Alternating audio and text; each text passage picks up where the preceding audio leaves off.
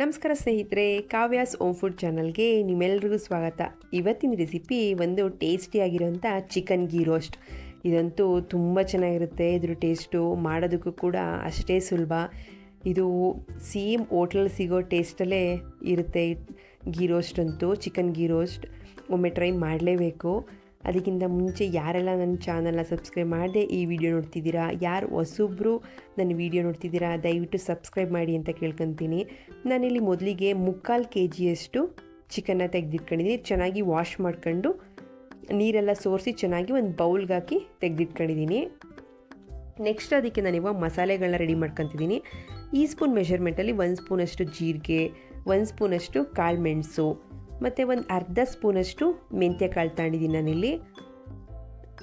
ಮತ್ತು ಇದೇ ಸ್ಪೂನ್ ಮೆಷರ್ಮೆಂಟಲ್ಲಿ 1/4 ಸ್ಪೂನಷ್ಟು ಧನಿಯಾ ಕಾಳು ತಗೊಂಡಿದ್ದೀನಿ, ಅಥವಾ ಕೊತ್ತಂಬರಿ ಕಾಳು ಅಂತಲೂ ಕರೀತಾರೆ. ಮತ್ತು 1 ಸ್ಪೂನಷ್ಟು ಸೋಂಪು ತಗೊಂಡಿದ್ದೀನಿ. ಮತ್ತು ಇಲ್ಲಿ ನೆಕ್ಸ್ಟ್ ನಾನು ಒಂದು 5 ಬ್ಯಾಡಗಿ ಮೆಣಸಿನ್ಕಾಯಿ, ಕಲರ್ಗೋಸ್ಕರ ಚೆನ್ನಾಗಿರುತ್ತೆ ಬ್ಯಾಡಗಿ ಮೆಣಸಿನ್ಕಾಯಿ ಹಾಕೋದ್ರಿಂದ. ಒಂದು 5 ಗುಂಟೂರು ಮೆಣಸಿನ್ಕಾಯಿ ತಗೊಂಡಿದ್ದೀನಿ ಖಾರಕ್ಕೋಸ್ಕರ. ನಿಮಗೆ ಖಾರ ಜಾಸ್ತಿ ಬೇಕು ಅಂದರೆ 2 ಎಕ್ಸ್ಟ್ರಾ ಸೇರಿಸ್ಕೊಬೋದು. ನೆಕ್ಸ್ಟ್ ನಾನಿಲ್ಲಿ ಒಂದು ಪಾತ್ರೆ ಗ್ಯಾಸ್ ಮೇಲೆ ಇಟ್ಟು ಗ್ಯಾಸ್ ಫ್ಲೇಮ್ನ ಆನ್ ಮಾಡಿ ತಗೊಂಡಿರುವಂಥ ಎಲ್ಲ ಮಸಾಲೆಗಳನ್ನೂ ಡ್ರೈ ರೋಸ್ಟ್ ಮಾಡ್ಕೊತಿದ್ದೀನಿ. ಎಣ್ಣೆ ಹಾಕೋ ಅಗತ್ಯ ಇಲ್ಲ. ಚೆನ್ನಾಗೇ ಒಂದು 2ರಿಂದ 3 ನಿಮಿಷ ಸಿಮ್ಮಲ್ಲಿ ಡ್ರೈ ರೋಸ್ಟ್ ಮಾಡ್ಕೊಬೇಕಾಗುತ್ತೆ.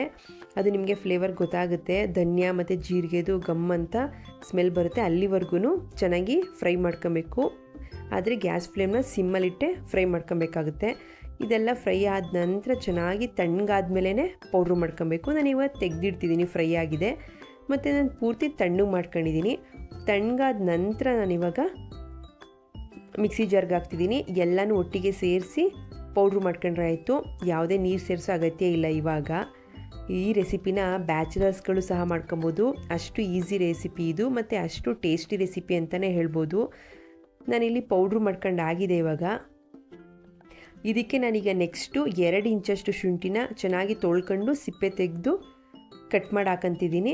ಮತ್ತು ಒಂದು 3 ಮೀಡಿಯಮ್ ಸೈಜ್ ಬೆಳ್ಳುಳ್ಳಿನ ಈ ಥರ ಸಿಪ್ಪೆ ಸುಲಿದು ಸೇರಿಸ್ಕೊತಿದ್ದೀನಿ. ನೆಕ್ಸ್ಟ್ ನಾನಿಲ್ಲಿ ಒಂದು ದಪ್ಪ ಗಾತ್ರದ ಗೋಲಿ ಗಾತ್ರದಷ್ಟು ಹುಣಸೆಹಣ್ಣು ನಾನು ನೆನೆ ಹಾಕಿದ್ದೆ. ಅದ್ರ ಹುಳಿನ ನಾನೀಗ ಇದಕ್ಕೆ ಸೇರಿಸ್ಕೊತಿದ್ದೀನಿ, ಹುಣಸೆ ಹುಳಿನ. ಇಷ್ಟನ್ನು ಸೇರಿಸ್ಕೊಂಡು ಇವಾಗ ಚೆನ್ನಾಗಿ ಗ್ರೈಂಡ್ ಮಾಡ್ಕೋಬೇಕಾಗುತ್ತೆ. ಇದು ಎಕ್ಸ್ಟ್ರಾ ಯಾವುದು ನೀರು ಸೇರಿಸೋ ಅಗತ್ಯ ಇಲ್ಲ. ನೋಡಿ, ಈ ಥರ ನಾನು ಪೇಸ್ಟ್ ಮಾಡ್ಕೊಂಡಿದ್ದೀನಿ ರುಬ್ಕೊಂಡು. ನೋಡಿ, ಈ ಹದ ಇದ್ದರೆ ಸಾಕು. ನೆಕ್ಸ್ಟ್ ನಾನು ಇವಾಗ ತೆಗೆದಿಟ್ಕಿರುವಂಥ ಚಿಕನ್ಗೆ ಒಂದು ಅರ್ಧ ಸ್ಪೂನಷ್ಟು ಅರಿಶಿಣದ ಪುಡಿ ಸೇರಿಸ್ತಿದ್ದೀನಿ.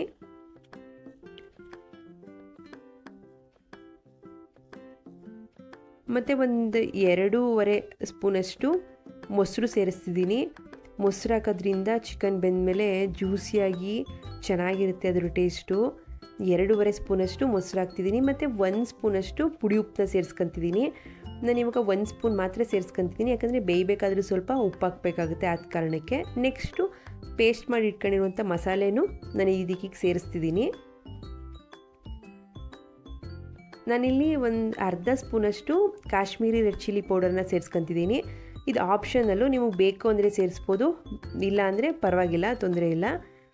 ನೆಕ್ಸ್ಟ್ ನಾನಿಲ್ಲಿ ಒಂದು ಅರ್ಧ ಹೋಳಷ್ಟು ನಿಂಬೆಹಣ್ಣು ಸಹ ಹಿಂಡ್ಕೊತಿದ್ದೀನಿ. ನಾನಿಲ್ಲಿ ಮೊಸರು ಮತ್ತು ಹುಣಸೆ ಹುಳಿ ಹಾಕಿರೋದ್ರಿಂದ ನಾನು ಬರೀ ಅರ್ಧ ಹೋಳಷ್ಟು ನಿಂಬೆಹಣ್ಣು ಸೇರಿಸ್ಕೊತಿದ್ದೀನಿ. ನೆಕ್ಸ್ಟ್ ನಾನಿಲ್ಲಿ 1 ಸ್ಪೂನಷ್ಟು ಕಸೂರಿ ಮೇಥಿನೂ ಕೈಯಲ್ಲೇ ಈ ಥರ ಪುಡಿ ಮಾಡಿ ಸೇರಿಸ್ಕೊತಿದ್ದೀನಿ. ಇದೆಲ್ಲ ಸೇರಿಸ್ಕೊಂಡು ನಂತರ ನಾನೀಗ ಚೆನ್ನಾಗಿ ಮಸಾಲೆ ಎಲ್ಲ ಒಂದೇ ಥರ ಚಿಕನ್ಗೆ ಮಿಕ್ಸ್ ಮಾಡ್ಕೊತಿದ್ದೀನಿ. ಚೆನ್ನಾಗಿ ಮಸಾಲೆ ಚಿಕನ್ಗೆ ಒಂದೇ ಥರ ಮಿಕ್ಸ್ ಮಾಡಿಕೊಂಡು 1 ಅವರ್ ಚೆನ್ನಾಗಿ ಮ್ಯಾರಿನೇಟ್ ಆಗೋಕ್ಕೆ ಬಿಟ್ಬಿಡ್ಬೇಕು ನಾವು. ನಿಮಗೆ ಟೈಮ್ ಇತ್ತು ಅಂದರೆ 1.5 ಗಂಟೆ ಇಟ್ಟರು ಚೆನ್ನಾಗಿರುತ್ತೆ, ತೊಂದರೆ ಇಲ್ಲ.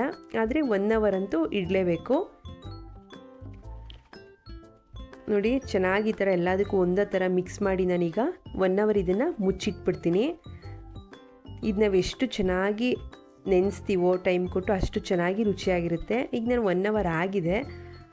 ನಾನೀಗ ಒಂದು ಪಾತ್ರೆನ ಗ್ಯಾಸ್ ಮೇಲೆ ಇಟ್ಟು ಗ್ಯಾಸ್ ಫ್ಲೇಮ್ನ ಆನ್ ಮಾಡಿ 2.5 ಸ್ಪೂನಷ್ಟು ನಾನಿಲ್ಲಿ ನಂದಿನಿ ತುಪ್ಪ ಸೇರಿಸ್ಕೊತಿದ್ದೀನಿ. ಇದ್ರ ಜೊತೆ ನೀವು ಬೆಣ್ಣೆನೂ ಸಹ ಸೇರಿಸ್ಕೊಬೋದು. ತುಪ್ಪ ತುಂಬ ಬಿಸಿ ಮಾಡಬೇಕು ಅನ್ನೋ ಅಗತ್ಯ ಇಲ್ಲ. ಸ್ವಲ್ಪ ಬೆಚ್ಚಗಾದ ನಂತರ ನಾನಿಲ್ಲಿ ಒಂದು ದಪ್ಪ ಸೈಜ್ದು ಈರುಳ್ಳಿ ಕಟ್ ಮಾಡಿ ಇಟ್ಕೊಂಡಿದ್ದೀನಿ. ಅದನ್ನು ಒಗ್ಗರಣೆಗೆ ಸೇರಿಸ್ಕೊತಿದ್ದೀನಿ. ಈರುಳ್ಳಿ ಒಗ್ಗರಣೆ ಸೇರಿಸ್ಕೊಂಡ ನಂತರ ಕೆಂಪಾಗೋವರೆಗೂ ಚೆನ್ನಾಗಿ ಫ್ರೈ ಮಾಡ್ಕೋಬೇಕಾಗುತ್ತೆ. ಈರುಳ್ಳಿ ಚೆನ್ನಾಗಿ ಕೆಂಪಾಗಿ ಫ್ರೈ ಆದ ನಂತರ ನೆನೆಸಿಟ್ಕೊಂಡಿರುವಂಥ ಚಿಕನ್ನ ನಾನೀಗ ಇದಕ್ಕೆ ಸೇರಿಸ್ಕೊತಿದ್ದೀನಿ. ಪೂರ್ತಿ ಚಿಕನ್ ಸೇರಿಸ್ಕೊಂಡ ನಂತರ ಒಂದು 2 ನಿಮಿಷ ಚೆನ್ನಾಗಿ ಒಗ್ಗರಣೆಲಿ ಇದನ್ನ ಮಿಕ್ಸ್ ಮಾಡಬೇಕಾಗುತ್ತೆ. ತುಪ್ಪ ಈರುಳ್ಳಿ ಎಲ್ಲ ಒಂದೇ ಥರ ಮಿಕ್ಸ್ ಮಾಡ್ಕೊಂಡ ನಂತರ ನಾನಿಲ್ಲಿ ಈಗ ಎಷ್ಟು ಬೇಕೋ ಅಷ್ಟು ರುಚಿಗೆ ಇವಾಗಲೇ ಉಪ್ಪು ಹಾಕಬೇಕು. ನಾನು ಚಿಕನ್ ಮಿಕ್ಸ್ ಮಾಡಬೇಕಾದ್ರೂ ಪುಡಿ ಉಪ್ಪು ಸೇರಿಸಿದೆ, ಆದ ಕಾರಣ ಇವಾಗ ನಾನು ಸ್ವಲ್ಪ ಕಲ್ಲುಪ್ಪು ಸೇರಿಸ್ಕೊಂಡು ಚೆನ್ನಾಗಿ ಚೆನ್ನಾಗಿ ಮಿಕ್ಸ್ ಮಾಡಿ ಮೀಡಿಯಮ್ ಫ್ಲೇಮಲ್ಲಿ ಮುಚ್ಚಿಟ್ಟು ಒಂದು 10 ನಿಮಿಷ ಚೆನ್ನಾಗಿ ಬೇಯಿಸಬೇಕು. ಮೀಡಿಯಮ್ ಫ್ಲೇಮಲ್ಲೇ ಚೆನ್ನಾಗಿ ಬೇಯಿಸ್ಬೇಕು ಒಂದು 10 ನಿಮಿಷ. ನೋಡಿ ಈಗ ಕುದಿ ಶುರು ಆಗಿರುತ್ತೆ. ಈ ಥರ ಕುದಿ ಶುರು ಆದಮೇಲೆ ಗ್ಯಾಸ್ ಫ್ಲೇಮ್ನ ಸಿಮ್ಗೆ ಹಾಕಿ ನಾವು ಪೂರ್ತಿ ಚಿಕನ್ನ ಕುಕ್ ಮಾಡ್ಕೋಬೇಕಾಗುತ್ತೆ. ನಾವೇನಾದರೂ ಹೈ ಫ್ಲೇಮ್ ಆಗಲಿ ಅಥವಾ ಮೀಡಿಯಮ್ ಫ್ಲೇಮಲ್ಲಾಗಲಿ ಗ್ಯಾಸ್ ಫ್ಲೇಮ್ ಇಡ್ತೀವಿ ಅಂದರೆ ಚಿಕನ್ ಸೀದೋಗುತ್ತೆ. ನೋಡಿ ಆವಾಗವಾಗ ತೆಗೆದು ಕೈ ಆಡಿಸ್ತಿರ್ಬೇಕು. ಈ ಥರ ಚಿಕನ್ ಚೆನ್ನಾಗಿ ಅದೇ ನೀರು ಬಿಟ್ಟು ಬೇಯೋದಕ್ಕೆ ಶುರು ಆಗುತ್ತೆ. ಒಂದು 25 ನಿಮಿಷನಾರು ಚೆನ್ನಾಗಿ ಸಿಮ್ಮಲ್ಲಿ ಚಿಕನ್ನ ಬೇಯಿಸ್ಕೋಬೇಕಾಗುತ್ತೆ. ನೋಡಿ ಈ ಥರ ಆವಾಗವಾಗ ತೆಗೆದು ಕೈ ಆಡಿಸಿದ್ರೆ ಆಯಿತು. ಪೂರ್ತಿ ಚಿಕನ್ ಡ್ರೈ ಆಗೋ ತನಕನೂ ಬೇಯಿಸಬೇಕು. ನಾನು ಅರ್ಧ ಚಿಕನ್ ಬೆಂದಾದ ನಂತರ ಬೆಲ್ಲದ ಪೌಡ್ರು ಸೇರಿಸ್ಕೊತಿದ್ದೀನಿ. ಒಂದು ಅರ್ಧ ಸ್ಪೂನಷ್ಟು ಬೆಲ್ಲದ ಪೌಡ್ರು ಮತ್ತು ಒಂದು 2 ಕಡ್ಡಿಯಷ್ಟು ಕರಿಬೇವು, ಇಷ್ಟನ್ನು ಸೇರಿಸಿ ಚೆನ್ನಾಗಿ ಮಿಕ್ಸ್ ಮಾಡಿ ಇನ್ನೊಂದು 10 ನಿಮಿಷ ನಾನು ಚೆನ್ನಾಗಿ ಬೇಯಿಸ್ಕೊಂಡಿದ್ದೀನಿ. ಸಿಮ್ಮಲ್ಲೇ ಮುಚ್ಚಿಟ್ಟು ಬೇಯಿಸಿದ್ದೀನಿ. ನೋಡಿ ಈಗ ಪೂರ್ತಿ ಚಿಕನ್ನು ಬೆಂದಿದೆ ಚೆನ್ನಾಗಿ. ಈ ಥರ ಫುಲ್ಲು ನೀರೆಲ್ಲ ಡ್ರೈ ಆಗಿದೆ ಮತ್ತು ಎಣ್ಣೆ ಎಲ್ಲ ಚೆನ್ನಾಗಿ ಬಿಟ್ಟಿದೆ. ಇವಾಗ ನೀವು ಚೆನ್ನಾಗಿ ಒಂದು ತಿರುವಿ ಗ್ಯಾಸ್ ಫ್ಲೇಮ್ನ ಆಫ್ ಮಾಡಿ ಒಂದು 10 ನಿಮಿಷ ಮುಚ್ಚಿಟ್ರೆ ಸಾಕು. ಚಿಕನ್ ರೆಡಿಯಾಗಿರುತ್ತೆ ಸರ್ವ್ ಮಾಡೋಕ್ಕೆ. ನೋಡಿ ಈಗ ಚಿಕನ್ ರೆಡಿಯಾಗಿದೆ. ಚಿಕನ್ ಗೀ ರೋಸ್ಟು ತುಂಬ ಟೇಸ್ಟಿಯಾಗಿರುತ್ತೆ. ಈ ಚಳಿಗಾಲಕ್ಕಂತೂ ಒಳ್ಳೆ ಎಮ್ಮಿ ರೆಸಿಪಿ ಅಂತಲೇ ಹೇಳ್ಬೋದು. ನೀವು ಒಂದ್ಸಲ ಟ್ರೈ ಮಾಡಿ. ಇದು ಚಪಾತಿ ಜೊತೆಗೆ ಮತ್ತು ಅಕ್ಕಿ ರೊಟ್ಟಿ ಜೊತೆಗೆ ಮತ್ತು ಸೈಡ್ಸಾಗಿ ನೆಂಚ್ಕೊಳ್ಳೋಕ್ಕೂ ಕೂಡ ತುಂಬ ಟೇಸ್ಟಿಯಾಗಿರುತ್ತೆ ಮತ್ತು ಮಾಡೋದಕ್ಕೂ ಸುಲಭ. ಒಮ್ಮೆ ಟ್ರೈ ಮಾಡಿ. ನಿಮಗೆ ಈ ವಿಡಿಯೋ ಇಷ್ಟ ಆಗಿದರೆ ಲೈಕ್ ಮಾಡಿ, ಶೇರ್ ಮಾಡಿ, ಸಬ್ಸ್ಕ್ರೈಬ್ ಮಾಡಿ. ಧನ್ಯವಾದಗಳು.